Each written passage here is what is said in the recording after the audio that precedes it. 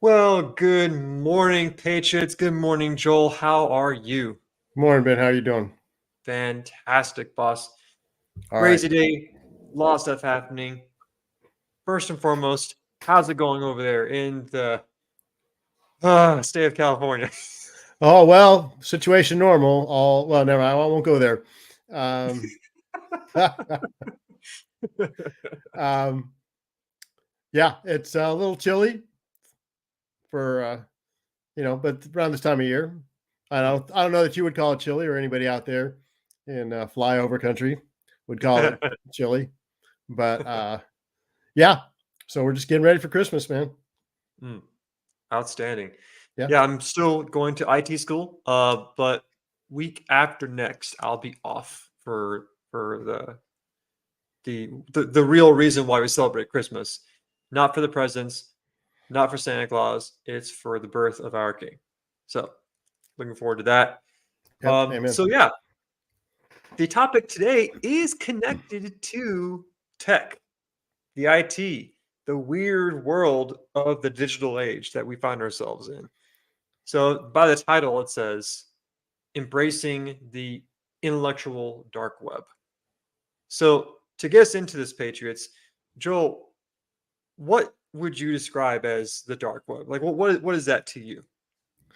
I think it's those who dare to go where the timid and the meek won't go. Now, if you're talking about Mhm, intellectual dark web versus, and we'll get into this, but how mhm, many different iterations of the dark web mhm. are there, and who gets to define what's dark and what's not? Um, so it's just anybody that wants some perspective out of the controlled mainstream. Oh, that's good. That's good. I That's like what I that. would say. I like that. So to give everyone some context, if we're talking about the tech world, okay, there are three levels of the internet, the web. Okay, give you a quick little overview. The surface level web is what everyone accesses all the time. You go into Google Chrome, Safari, Brave, Firefox, whatever you use, and then you go to Google, DuckDuckGo. Those websites are considered the surface level web. Facebook, YouTube, most of that is all web that everyone can access, everyone can see. Okay. Now, a lot of people get these confused. The deep web is not the dark web, it's something different. The deep web is anything that requires a username or password to get access to. So, like your banking information, your bank account website, that's deep web. If you're working in a job that requires you to log into a secure network, that's deep web, right? Gotcha. Dark web is something different. The only way to access the dark web is through the Onion router, which uses the Tor network. The Tor, it's really complicated, but to keep it simple, the dark web is the Wild West of the internet.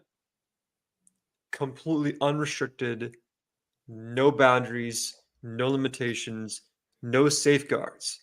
So I gotta say that, okay? On one hand, there's no limitations. But at the same time, you gotta be very careful because there's a lot of things out there that are definitely, not good. So it's the Wild West. It's a complete unrestricted internet. Okay. Now, that's on the tech side. When it comes to being part of the intellectual dark web, what does that mean? The past few years, what's the constant thing we as patriots have been told? We've been told, shut your mouth, trust the science, don't you dare question us, or else you're going to be silenced, blacklisted.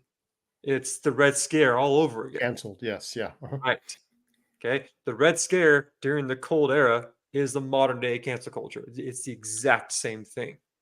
Okay. I would go any more a little deeper than that, maybe more metaphorically, but I think it's the French Revolution. Oh, okay. Guillotine, my guy. Let's go. Yeah. Okay, guillotine that guy. Guillotine. Okay, now you're next. Me? No, I accuse you, and here's our trial. Get whatever, you're gone. So yeah, Mhm. I see where you're going with that. So that's all we've known since 2020, even probably a little bit before that. We've been told to shut our mouths. Don't you dare question the narrative. Don't you dare, or else you're done. Mhm. But the celebration, the good news, is that I would say within the past year and a half, people have really started to wake up. People in the surface level mainstream media have started asking questions. When you start asking questions, what happens? You start digging. And as a historian by trade, when you start digging, what happens? You find things, you learn things. Wait a second, I didn't know that. Wait a second. And you keep digging down this rabbit hole. And all of a sudden, you realize all these things you were told is not true at all. What happens when you learn those things? You want to tell people about it. But what happens then? You can't do that. That goes against the narrative. And so, going back to this overall theme, embracing the intellectual dark web, okay? Learning how to be comfortable asking questions, do that digging, have those tough conversations, and be willing to go out there and say, hey, I have questions, right? Here's what I've learned. Let's talk about it. Joel, what are your thoughts on that component? Well, it's interesting. I've never thought of the dark web as someplace we could go. To In my mind, the dark web was things that like you see in the movie Sound of Freedom or something like that. That's Oh, what I right, always thought the dark right, web be. right. Maybe I never took it further actually than the deep web. What you're talking about, something that needs a username and a password, or Mhm. maybe a subscription. I don't know if that would be deep web or It's kind of, yeah. yeah, I'm a thinking little of bit. things like that Tucker Carlson is launching right now, where he wants you know to have a paid subscription to see, which is not a new model. I think he Mhm, might be mhm, doing maybe a little bit different. I'm not sure what he's doing different mhm. than anybody else has, other than he's the one doing it. And if anyone has the draw right now, it might be him.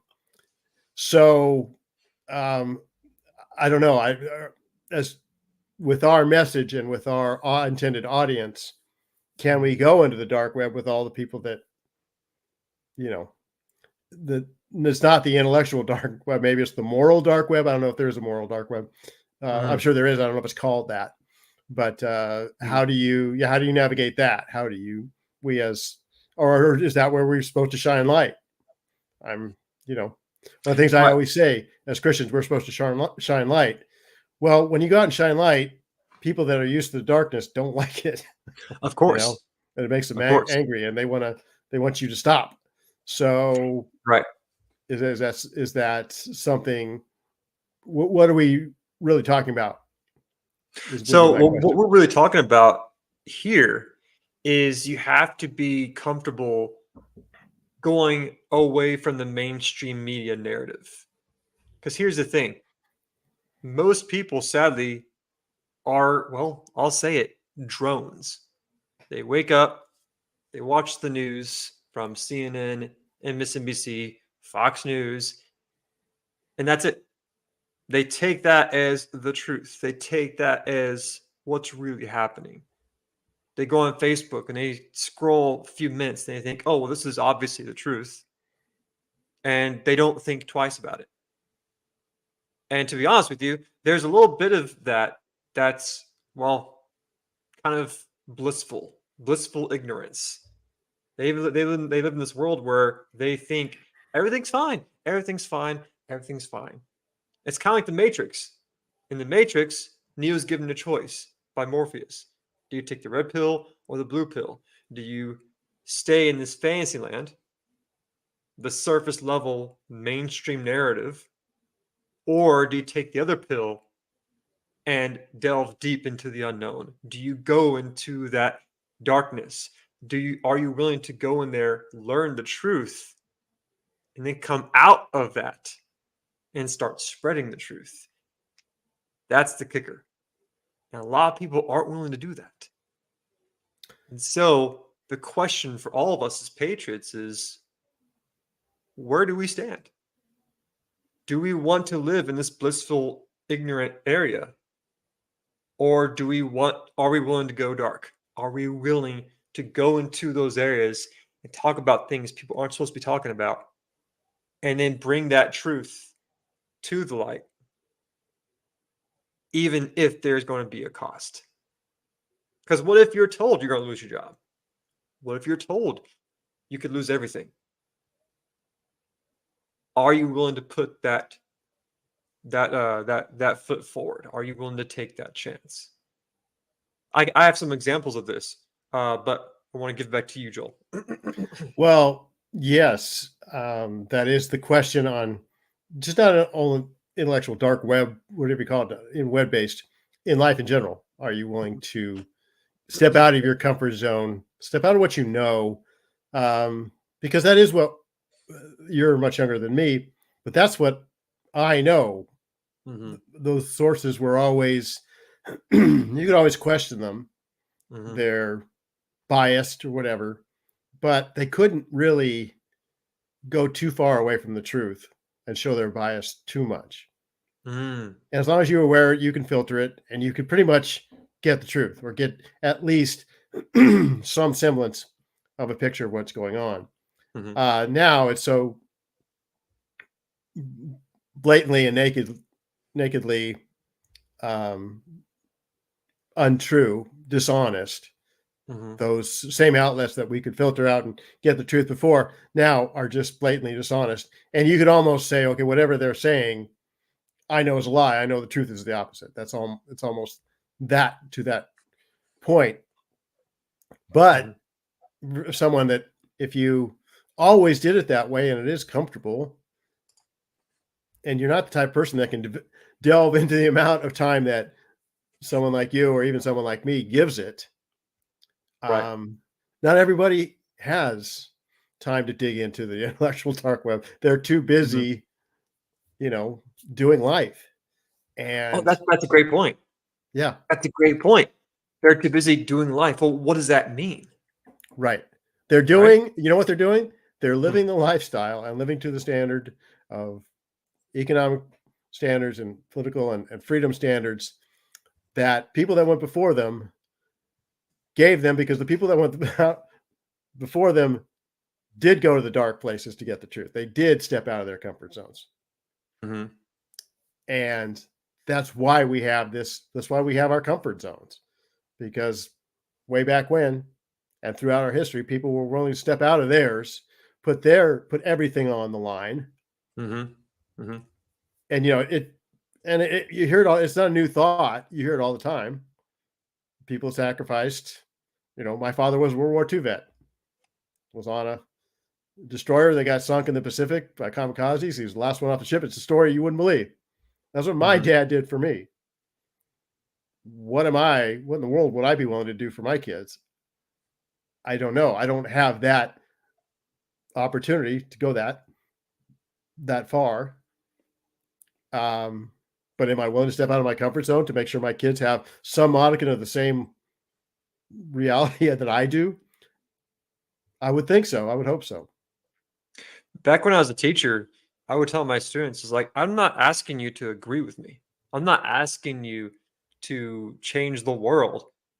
All I'm asking you to do is ask questions. Be willing to ask questions. Don't be afraid to dig. Don't just take what you're being told and just accept it. No, verify, dig, analyze, ask questions, because the more you ask questions, the more you dig, the better of a critical thinker you become.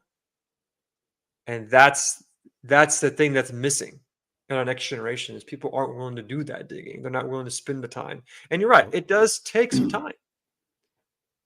But once you start doing it, then you can determine for yourself, okay, is this something I want to commit to? Is this something I want to spend time doing? Now I know. Are there other things I may not know? And so, again, it's all each person's decision how they want to approach this. But at the end of the day, what we have learned from 2020 is that the whole world can be deceived. Is that Yes. millions of people can be deceived and be told this is the way, this is the truth. But when you're not allowed to question it, that was the red flag. Yes. When you were not allowed to dare speak against it. Well, that sounds like Soviet tactics right there. Yes. So And there's a I'm sorry, but and one of the things we found out, was a in a way it was a good thing because we found out what kind of people we are. We're not the type of exactly people we thought we were. We're not the right. freedom loving traditional Americans that we thought we were. And it's Mm, good that we found out at least in time to do whatever we can do now. absolutely. We haven't gotten so far down, hopefully, so far down the Marxist road that we Mhm, can't turn around. exactly. There's a quote that, in my eyes, beautifully articulates the past few years. Here's the quote. You ready? Make the lie big. Keep it simple. Keep saying it. And eventually, they will believe it. Okay. Guess who said that? It would have to be, my first guess would be Goebbels from Nazi Germany. Close. It was another guy with a funny mustache who wanted to control everything. Stalin or Oh, Hitler.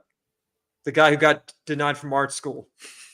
The guy who wanted to take over all the world under Oh, yeah. one cause. This guy. That guy. There's two guys. Yeah. There's this guy and there's this guy. Oh yeah. This guy Actually, came after. This yeah. guy's what I'm talking about. Actually, hopefully the algorithm didn't pick up. I said both their names, but so The guy with anyway. the silly mustache. That's it. Yeah. But see, that's the point. So in a response to a Soviet platform that this is, Rumble, Odyssey, BitChute have come up. When you see big name people like Joe Rogan, Russell Brand, these are people who were pretty far left for a long time. And Yes, even they were. today, I may not agree with them on all things, but those are two big people that have made a drastic change as far as where they stand on things. Russell Brand, oh my gosh, this guy has been absolutely attacked just by asking questions, just by directly calling out things that he's like, hey, wait a second, this is not right. This doesn't make sense. And then Joe Rogan having people on his podcast from all walks of life and him asking questions and saying, hey, wait a second, CNN, no, you lied. That's not right. That's not true. Wait a second, what's going on? Yeah, the funnest guy to watch, I think, who twists himself into knots is Bill Maher. I don't know if you've got any Mm, Bill Maher, but hmm he is seeing how loony his side is, Yeah. and he can't help but rail against it. But yet, if you just turn it around on him and say the slightest thing that said, well, doesn't that sound like a conservative point of view? Oh, no, he'll just, his evolution is going to be very, very, very slow, but hmm you can see it seeping in. Yeah. So I definitely agree with that. I listened to, um, there's a guy who was a sports commentator, Clay Travis. I don't know if you know Clay Travis, That sounds but familiar. I mean, yeah, he took over for Rush Limbaugh, him and oh, okay. Buck Sexton. Mhm. And I read a book by him years ago. It's called Republicans Buy Sneakers Too. And Mm, he said, I'm a Democrat, but I don't like seeing what all this that's happening. mhm. Tim Pool is another one. Um, Oh, right. Yeah. he was very, very liberal guy. I started picking up on him about 10 years ago. Mhm. And if you listen to him now, he's as conservative as can be, but there are still things that he's holding on to the disconnect is still a little bit there. But you see these guys slowly moving to the right, more common Right. sense. And because they're just moderately in it. All you have to be is moderately intellectually honest, and you can't help but see how crazy the left is.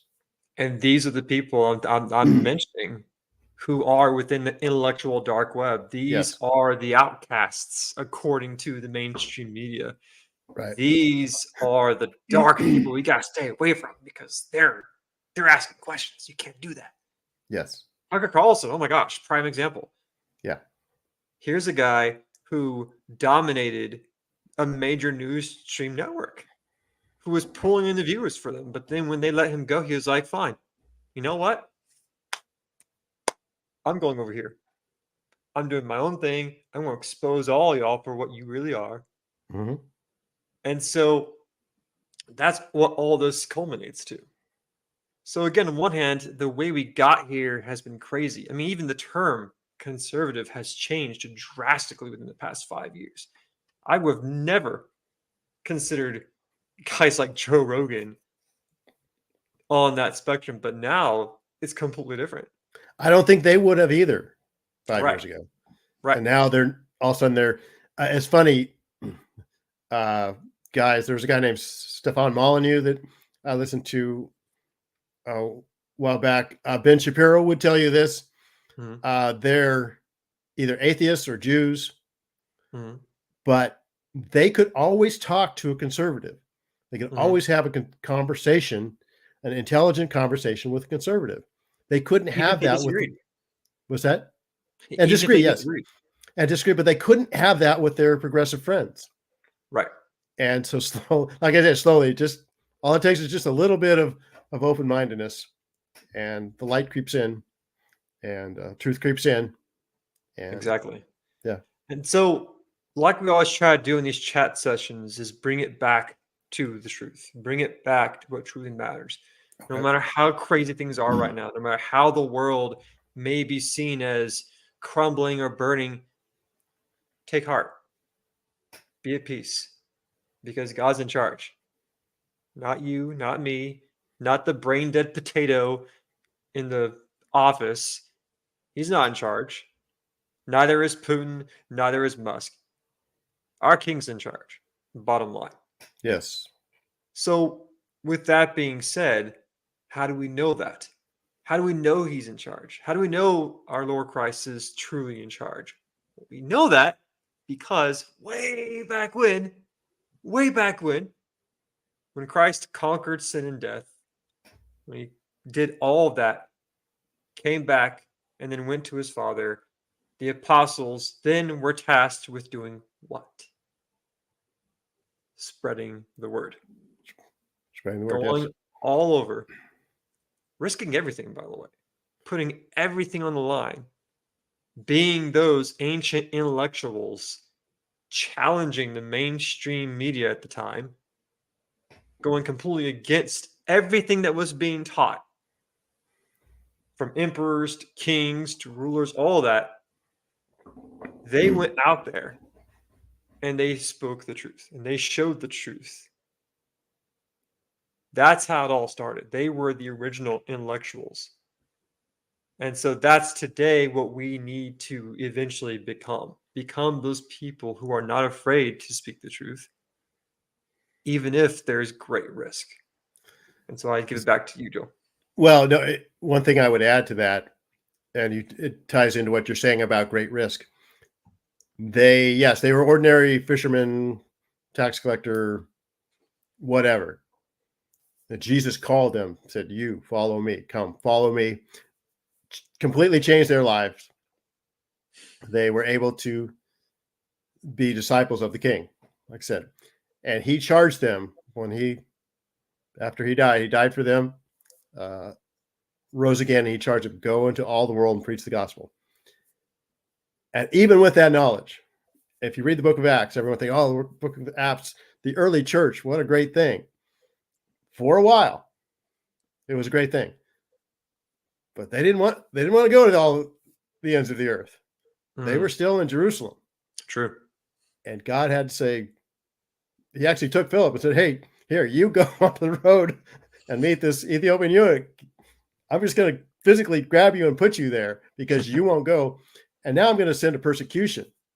because you guys got to get out of here. You Mhm. have to tell the world.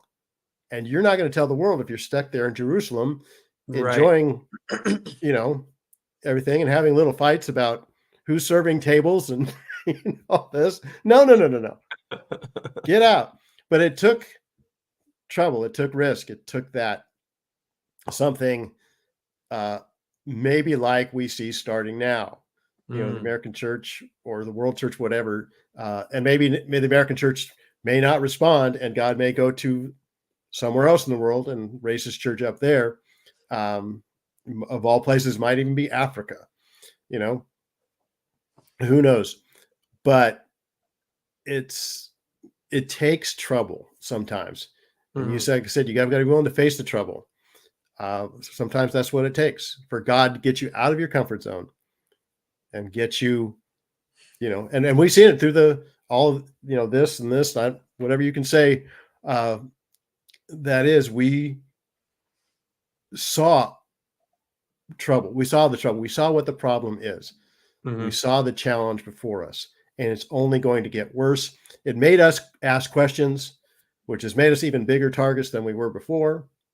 It made us resist, which made us even bigger targets than we were before. So it will be through trouble that we do this, I think. And again, like you said, how willing are you to seek that truth out and seek that calling and respond to Mhm. that calling to Mhm. be salt and light? And actually, we need to go into dark places and spread light, and we need to irritate a few people with our salt because that's what salt does, right?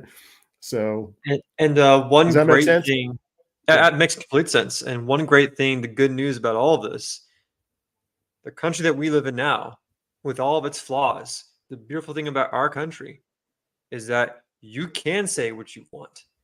It may ruffle some feathers. It may make people mad. It may affect things in your life, but you can still say it because that is your God-given right.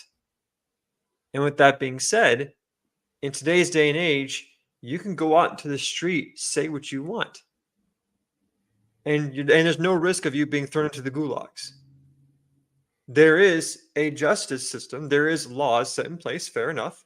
Okay, but you're not going to be thrown to prison because you said something that was mean or that was rude. Look at what's going on in the UK. People are being thrown into jail all the time because they're saying mean things online. What's happening in Ireland right now with all the riots going on there? People are being jailed just because they are using phrases that the government doesn't like. In America, well, back when Michael was on this chat session, he made a lot of good points. One main point that he made was thank the Lord that this potato got elected to become president. Because if he didn't, we wouldn't have woken up. We wouldn't have seen just how corrupt things actually are. Right. And as corrupt as it is, no matter how bad it gets, we still have rights that cannot be taken away. The first one is the freedom of speech, freedom of religion, freedom to protest, freedom to petition your government for grievances. The second one, I would argue, is more important because that second one will protect you from tyrannical overlords trying to be more Soviet. So, on that note, Patriots, don't be afraid to dig. Don't be afraid to ask questions. Don't be afraid to embrace yourself into the intellectual dark web. Joel, closing thoughts. Well, you say they won't be taken away from your lips to God's ears, brother. I hope you're right. But we may have to fight that fight a little bit too. That's worth it. But no, what you're saying is we have the truth. I say it pretty much every one of these shows I'm on. We're on the winning team, and that's the team you want to be on, even when it looks bad in the third quarter. You still want to be on that winning team. So ask questions, seek truth. Absolutely. Patriots, have a wonderful day. Great seeing y'all. Good seeing you guys. Signing out from chat session, guys. Dan, thank Take you. care. Take care.